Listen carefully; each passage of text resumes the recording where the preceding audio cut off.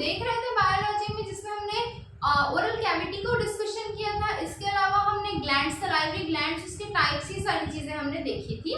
आज हम देखेंगे कि हमारा डाइजेशन का प्रोसेस किस तरीके से वर्क करता है with the help of labelled diagram. ठीक है, तो जो लोग भी चैनल पे आए, चैनल को सब्सक्राइब कीजिए, लाइक कीजिए, शेयर कीजिए भाई। ठीक है, स्टार्ट करते हैं, क्योंकि हमको ये सारी चीजों को वन बाय वन थोड़े से डीप में पढ़ना है अभी।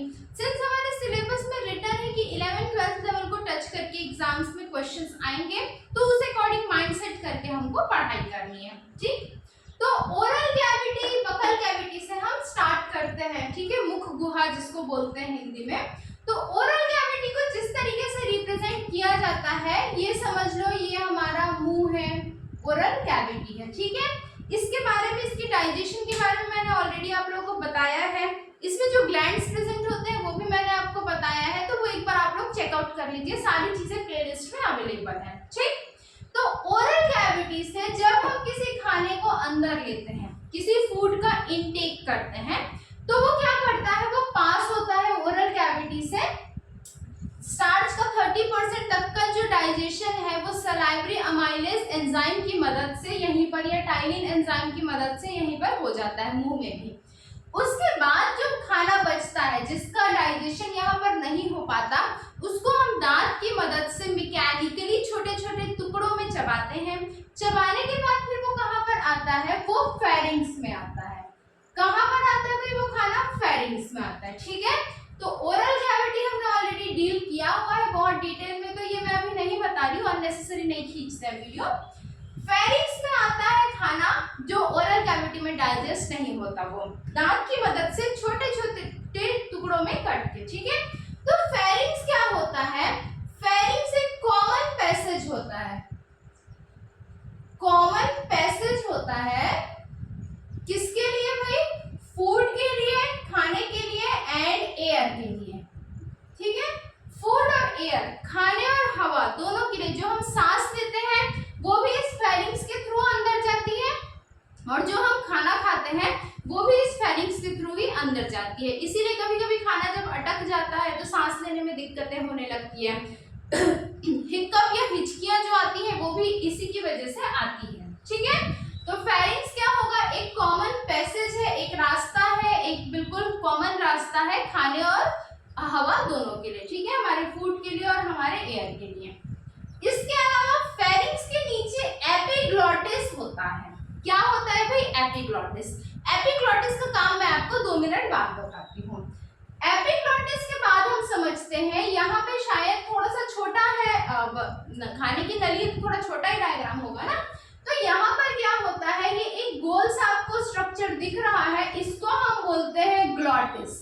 और ये ग्लॉटिस के थ्रू जो रेड कलर के एरो में ये वाला जो पार्ट आपको नजर आ रहा है, ये कहा जाता है ट्रैकिया। क्या कहा जाता है, ट्रैकिया। ठीक है, तो फेरिंग्स देखा, फेरिंग्स के नीचे होता है एपिग्लॉटिस, और एपिग्लॉटिस के नीचे जो होता है, 2 रास्ते यहाँ पर बनते हैं। एक जिसकी ओपनिंग ग्लॉटिस से होती है, उसके नीचे वाले रास्ते को हम ट्रैकिया बोलते हैं, और इसी ट्रैकिया को विंड पाइप भी बोला जाता है। क्या बोला जाता है, ट्रैकिया को ट्रैकिया। विंड पाइप क्या होता है, ट्रैकिया होता है। ठीक है, ये क्या करता है कि जो हम सांस लेते हैं अंदर, उसको हमारे लंग्स तक के पहुंचाने का काम किसके थ्रू होता है भाई, ट्रैकिया के थ्रू होता है। ठीक है, अब यहीं से एक और पैसेज भी निकलती है, जो आपको ब्लू कलर के एरो में यहाँ पर दिख रहा है। ये वाले साइड का जो पैसेज है, इसको कहा जाता है ईसोफेगस। क्या कहा जाता है भाई, ईसोफेगस। ईसोफेगस क्या होता है, फूड पाइप होती है। हमारे खाने को जो हमारे पेट तक के ले जाने वाली जो नली होती है, दैट इज ईसोफेगस। ठीक है, तो फूड पाइप क्या होता है, ईसोफेगस। ये क्या करता है, हमारे आहार को, हमारे खाने को पेट तक के लेके जाता है। अभी मैंने आपको बोला कि एपिग्लॉटिस का रोल जो है वो मैं आपको थोड़ी देर बाद बताऊंगी। एपिग्लॉटिस क्या करता है, एक तरीके का वॉल्व होता है जो कि हमारे खाने को ट्रैकिया में जाने से प्रिवेंट करता है। ठीक है, क्या करता है, खाने को, हमारे जो खाने की खाना जो होता है जो हम लेते हैं अंदर, वो ईसोफेगस में जाना चाहिए, फूड पाइप में जाना चाहिए, ठीक है, तो बिल्कुल वो फूड पाइप में ही भेजने का काम करता है। यदि हमारा खाना गलती से ट्रैकिया की तरफ जाता है तो उसको रोकने का काम क्या करता है, एपिग्लॉटिस करता है, ठीक है। एपिग्लॉटिस क्या करेगा, prevents flow of food in trachea, या फिर इसी को क्या बोलते हो आप, विंड पाइप। हमारे खाने को हमारी श्वसन नली में पहुंचने से रोकने का काम, हमारे फूड को ट्रैकिया में पहुंचाने से रोकने का जो काम होता है, जो प्रिवेंशन का काम होता है, वो कौन करता है, भाई एपिग्लॉटिस करता है, ठीक है। यहाँ तक कि आई होप आप लोगों को सारी चीजें क्लियर होंगी। एक बार क्विकली रिवाइज करते हैं। हमने ओरल कैविटी पहले ही डील किया है। ओरल कैविटी से लगा हुआ क्या होता है, फेरिंग्स होता है। फेरिंग्स क्या होता है, कॉमन पैसेज होता है फूड के लिए भी और एयर के लिए भी, ठीक है। फेरिंग्स के नीचे क्या होता है भाई, एपिग्लॉटिस होता है। एपिग्लॉटिस क्या करता है, हमारे खाने को दूसरी नली में जाने से रोकता है। In short and simple words, हमारे फूड के फ्लो को ट्रैकिया में जाने से, विंड पाइप में जाने से रोकता है, श्वसन नली में जाने से रोकता है, कौन, एपिग्लॉटिस। डायरेक्ट क्वेश्चन पूछे जाते हैं इससे स्टार मार्क, ठीक। ट्रैकिया की ओपनिंग को क्या कहा जाता है, ग्लॉटिस कहा जाता है। ट्रैकिया क्या है भाई, ट्रैकिया विंड पाइप है जो कि हमारे एयर के पैसेज को कंट्रोल करती है। हमारे जो हम इनटेक करते हैं, एयर अंदर लेते हैं ऑक्सीजन के फॉर्म में, उसको लंग्स तक के पहुंचाने का काम कौन करता है, ट्रैकिया करता है। ईसोफेगस क्या है, हमारा फूड पाइप जो है, आहार नली, इसी को हम क्या बोलते हैं, ईसोफेगस। और ये ईसोफेगस कहाँ पर आकर मिलती है, स्टमक में मिलती है, हमारे पेट में मिलती है। स्टमक क्या होगा, तो ये रहा आपका स्टमक। यहां से जो ईसोफेगस है, ठीक है, बीच में लिवर आ गया तो हमको नहीं दिख रहा है, एक सेकेंड। ये जो ईसोफेगस है यहाँ पर आके अंदर स्टमक से मिलती है, ठीक है। तो ईसोफेगस कहाँ पर आके रुकती है भाई, स्टमक में आके मिलती है। स्टमक में क्या होता है, हमारे फूड का डाइजेशन होता है। किसकी मदद से होता है, तो HCl नाम का हाइड्रोक्लोरिक एसिड के सिक्रीशन के थ्रू स्टमक क्या करता है, हमारे फूड का, हमारे खाने का डाइजेशन करता है। इन सब को एक एक चीजें हमको डिटेल में अभी देखनी है। स्टमक हम पूरे डिटेल में पढ़ेंगे, अभी जस्ट एक ओवरव्यू मैं आपको दे रही हूँ, लेकिन आज की क्लास बहुत इंपॉर्टेंट है, ठीक है। अच्छा, स्टमक के बाद हम क्या देखेंगे भाई, हम पैंक्रियाज देखेंगे। क्या देखेंगे, पैंक्रियाज।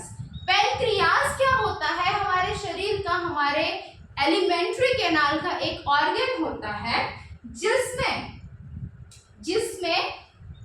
या जिसको आप हेट्रोक्राइन ग्लैंड बोलते हैं, ठीक है। हमारे पास क्या होता है, हेट्रोक्राइन ग्रंथि आप बोल सकते हो, वो बोलते हैं। देखो हमारे बॉडी में क्या होता है, हमारे शरीर में क्या होते हैं, एंडोक्राइन ग्लैंड्स होते हैं और एक्सोक्राइन ग्लैंड्स होते हैं। एंडोक्राइन ग्लैंड्स कैसे ग्लैंड्स होते हैं, जिनमें डक्ट नहीं होता है, वो अपना सिक्रीशन या अपना केमिकल, अपना हार्मोन डायरेक्ट जो है वो टारगेट ऑर्गन को देते हैं, डायरेक्ट ब्लड में सिक्रीट करते हैं। जबकि जो एक्सोक्राइन ग्लैंड होते हैं उनमें कुछ डक्ट होते हैं। तो जो हमारा पैंक्रिया है, ठीक है, पैंक्रियाज जो है वो किस तरीके की ग्लैंड है, किस तरीके की ग्रंथि है, तो ये हेट्रोक्राइन ग्लैंड है, हेट्रोक्राइन ग्लैंड है। अब भाई इस हेट्रोक्राइन का क्या मतलब है, इसका मतलब है कि इसमें एंडोक्राइन प्लस एक्सोक्राइन दोनों तरीके के पार्ट्स इसमें प्रेजेंट है। ये एंडोक्राइन ग्लैंड भी और ये एक्सोक्राइन ग्लैंड भी है। तो जब कोई दो अलग अलग तरीके की चीज किसी एक जगह पे प्रेजेंट होती है तो उसको हेट्रो शब्द से हम दर्शाते हैं। तो हमारा पैंक्रियास क्या है, एक ग्लैंड है। किस तरीके का ग्लैंड है, तो भाई हेट्रोक्राइन ग्लैंड है। इसको जब हम डिटेल में देखेंगे तो हम देखेंगे कि इसके एक्सोक्राइन जो पार्ट है उससे कौन कौन से हार्मोन्स रिलीज होते हैं और एंडोक्राइन जो पार्ट है उससे कौन कौन से हार्मोन्स रिलीज होते हैं, ठीक है। फिर हम बात करते हैं लीवर की, जिसको आप क्या बोलते हो भाई, यकृत बोलते हो। ये रहा आपका लीवर, ठीक है। लीवर क्या होता है, हमारे बॉडी का लार्जेस्ट ग्लैंड है, लार्जेस्ट ऑर्गन जो आप बोल लो, ठीक है, लार्जेस्ट। ये क्या है, लीवर है। लीवर का काम डिटॉक्सिफिकेशन में होता है, बहुत सारे एंजाइम्स के सिक्रीशन में होता है। बहुत डिटेल में हमको पढ़ना है, हमको इसकी बेसिक यूनिट पढ़नी है। लीवर को जो है हम हिपैटो वर्ड से दर्शाते हैं, हिपैटो। हेपेटोलॉजी लीवर की स्टडी को बोला जाता है। हिपैटिक ग्लोब्यूल्स जो होते हैं वो लीवर की बेसिक यूनिट होती है। ये सारी चीजें हमको वन बाय वन डील करते हुए चलनी है, ठीक है। फिर हम नेक्स्ट इंपॉर्टेंट पार्ट की बात करते हैं, जो है आपका स्मॉल इंटेस्टाइन, जिसको आप छोटी आंत बोलते हो, ठीक है। ये रहा आपका स्मॉल इंटेस्टाइन। ये जो ब्लू कलर वाले पार्ट में है, ये क्या है भाई, आपका स्मॉल इंटेस्टाइन है। स्मॉल इंटेस्टाइन की जो ओपनिंग होती है ये लार्ज इंटेस्टाइन से लगी हुई होती है। स्मॉल इंटेस्टाइन जो छोटी आंत है, यहाँ पर क्या होता है, इसकी खासियत क्या है, यहाँ पर मैक्सिमम एब्जॉर्प्शन होता है। किसका, फूड का। जो हम खाना खाते हैं वो हमारे शरीर में सबसे ज्यादा शोषित करने वाला जो अंग होता है, एब्जॉर्ब करने वाला जो अंग होता है, जो पार्ट होता है, that is small intestine. Small intestine का जो डायामीटर होता है वो लार्ज इंटेस्टाइन से बड़ा होता है, ठीक है। स्मॉल क्यों बोलते हैं, कि बहुत कॉइल टाइप का स्ट्रक्चर होता है, इस वजह से इसको स्मॉल बोलते हैं। इसके भी 3 पार्ट्स होते हैं स्मॉल इंटेस्टाइन के। कौन कौन से होते हैं, जेजुनम, इलियम और डियोडिनम। ये 3 पार्ट्स होते हैं, इनको भी हमको बहुत डिटेल में आगे देखना है, ठीक है। इलियम होता है, जेजुनम होता है, डियोडिनम होता है, इन तीनों को हमको डिटेल में अच्छे से देखना है। और फिर हम देखते हैं लार्ज इंटेस्टाइन होता है हमारी बॉडी में। लार्ज इंटेस्टाइन कौन सा पार्ट है, ये वाला पार्ट है। ये क्या है, लार्ज इंटेस्टाइन है। जब हमारा खाना मैक्सिमम क्या होता है, एब्जॉर्ब हो जाता है, तो उसके बाद कुछ ऐसे मिनरल्स, वाटर, ऐसे मटेरियल्स बचते हैं हमारी बॉडी में जिनको डाइजेस्ट करना पॉसिबल नहीं होता है।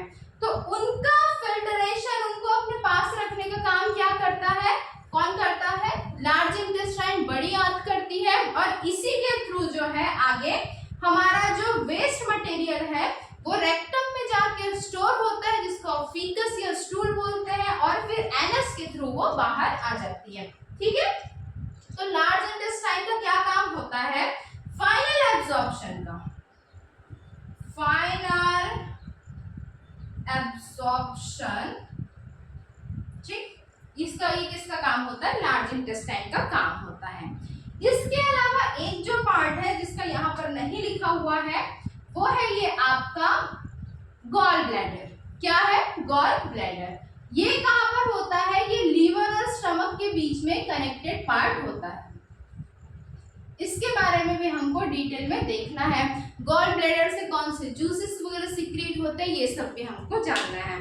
आज की क्लास थी जो नॉन साइंस बैकग्राउंड वाले या नॉन बायोलॉजी बैकग्राउंड वाले जो स्टूडेंट्स हैं, या वो लोग जिनका बहुत टाइम से वॉश ऑफ हो गया है, तो उनको एक बार एलिमेंट्री कैनाल का रफ ओवरव्यू देके प्रोसेस समझाने के लिए, ताकि आपको चीजें थोड़ी सी दिमाग में बैठे। अब आगे जो भी क्लासेस होंगी उनमें यदि मैं किसी एक पार्ट का डायग्राम बताती हूँ तो आप उसको कनेक्ट कर पाएंगे बाकी सारे से। तो ठीक है, फिर मिलते हैं अगली क्लास में। जो भी है, कोई भी डाउट्स आता है, you can freely ask on comment section. और हाँ भाई, शेयर ज़्यादा से ज़्यादा कीजिए, सब्सक्राइब कीजिए। आप लोग व्यूज़ तो दे रहे हैं, बट हाँ सब्सक्रिप्शन नहीं आ रहा है, सपोर्ट की थोड़ी कंजूसी हो रही है आपके साइड से। तो ठीक है, मिलते हैं अगली क्लास में। Okay, bye bye, take care.